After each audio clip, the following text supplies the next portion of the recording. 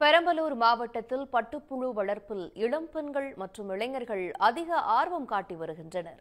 பெருமளவில் மானாவாரி நிலப்பரப்பை கொண்ட பெரம்பலூர் மாவட்டம் தற்போது பட்டுப்புழு வளர்ப்பில் பசுமை நிறைந்து காணப்படுகிறது. பிரதான பணப்பயிர்களான பருத்தி, மக்காச்சோளம் உள்ளிட்ட பயிர்களில் ஆர்வம் காட்டி வந்த பாண்டகப்பாடி விவசாயிகள் தற்போது பட்டுப்புழு வளர்ப்பு தொழிலில் ஆர்வம் காட்டி வருகின்றனர். அதிலும் பொறியியல் படித்து தனியார் நிறுவனங்களில் பணியாற்றி வந்த இளம்பெண்கள், இளைஞர்கள் பட்டுப்புழு வளர்ப்பில் ஆர்வம் காட்டுவதுதான் வியப்பாக உள்ளது. அதிக வருவாய் கிடைப்பதே இதற்கு காரணம் என்றும் இளம்பெண்கள் கூறுகின்றனர். காலைல ஒரு 2 மணி நேரம் வேலை, சாயங்காலம் ஒரு 2 மணி நேரம் வேலை தான். பெண்களுக்கு இந்த வேலை எப்படி மாறுது? ரொம்ப நல்லதுங்க சார். மற்ற வேலைக்கு விட இது ரொம்ப எனக்கு பெட்டராக தெரியுது. மற்ற வேலையில இருந்தால் பொழுதுனைக்குமே அந்த வேலை காலையிலேருந்து ஈவினிங் வரைக்குமே வேலை செஞ்சுக்கிட்டே இருக்கணும். இந்த வேலை காலைல ஒரு 2 மணி நேரம், சாயங்காலம் ஒரு 2 மணி நேரம் செஞ்சால் போதும்.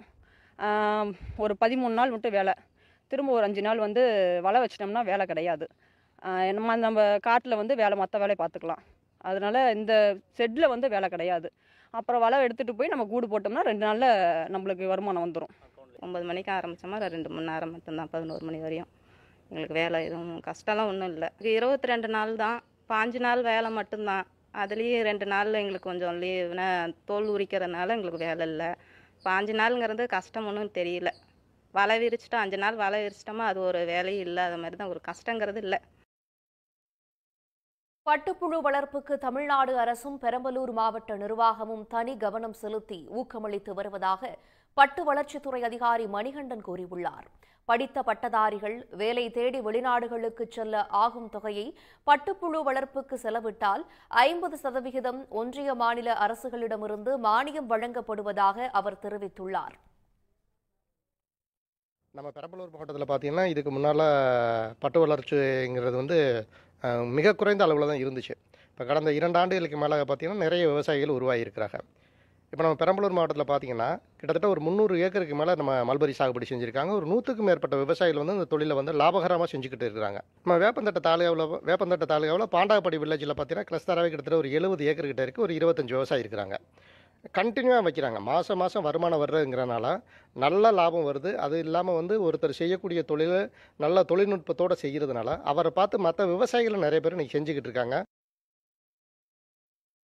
1 ஏக்கர் நிலம் 1500 சதுர அடியில் மேற்கூரை, பக்கச்சுவருடன் கூடிய கொட்டகை மற்றும் பல அடுக்கு பரன்கள் மட்டுமே பட்டுப்புழு வளர்ப்புக்கு போதும் என்கின்றனர் அதிகாரிகள்.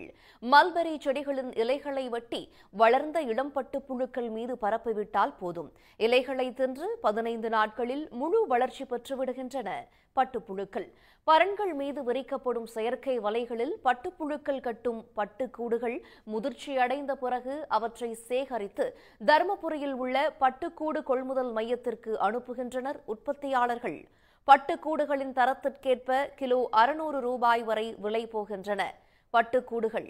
தமிழ்நாடு அரசே பட்டுக்கூடுகளை நேரடியாக கொள்முதல் செய்ய நடவடிக்கை எடுக்க வேண்டும் என்று பட்டுப்புழு உற்பத்தியாளர்கள் கோரிக்கை விடுத்துள்ளனர்.